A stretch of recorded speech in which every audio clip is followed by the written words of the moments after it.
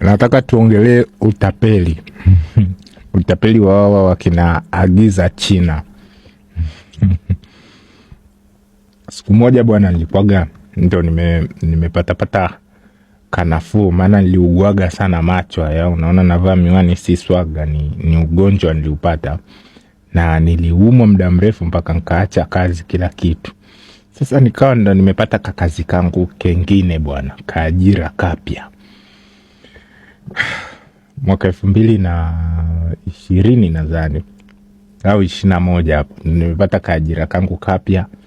Sasa kwenye ile ofisi nikaambiwa, bwana unaweza kukopa uanze maisha na nini, maana ndo nimeanza kazi. So sina hili wala lile, yani hata vitu vya ndani tu vyenye nikawa sina. So nikamuomba bosi pale anikopeshe 800,000. Lakini kabla hapo nilikutana na jamaa mmoja hivi. Kuna vidude fulani hivi nilikuwaga na vichukua Kariakoo na viuza. Unanielewa so nilikuwa na nani akaniambia, bwana nani uzuri ni mtu ambaye kidogo nilikuwa nimeshaanza kumuonaona huko mtandaoni. Akaniambia, hivi vitu unauza unachukua wapi? Sunipe hela nikuagizie China.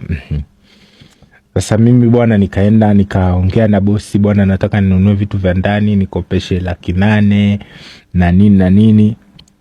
Bosi akanikopesha ile 800,000. Unaona mimi nikaangalia vitu ambavyo vinatoka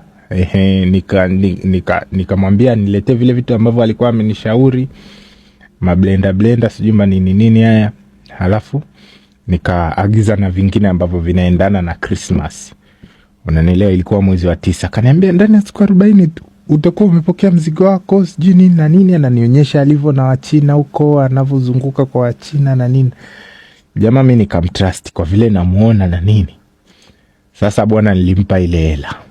Unanielewa, kumbe yule bwana unampa hela, ananunua mzigo wake, anauleta kwanza Tanzania, anauza afu baadaye ndo anakuagizia kwako. Na sometimes tena anaweza akaleta hata mara ya pili tena akauza tena na bado hajaleta ule wa kwako. Kwa ule mzigo ulitakiwa ufike mwezi wa 11. Ulikuja kufika mwezi wa 5 mwaka unaofuata. Nimeshapigika mbaya. Maisha ya shida. Nimeshalipa deni na nimesha kubali kwamba mimi bwana ile hela nilitapeliwa. Pigia jamaa simu ananifokea kinoma kama mtoto wake. Mwisho akaniblock.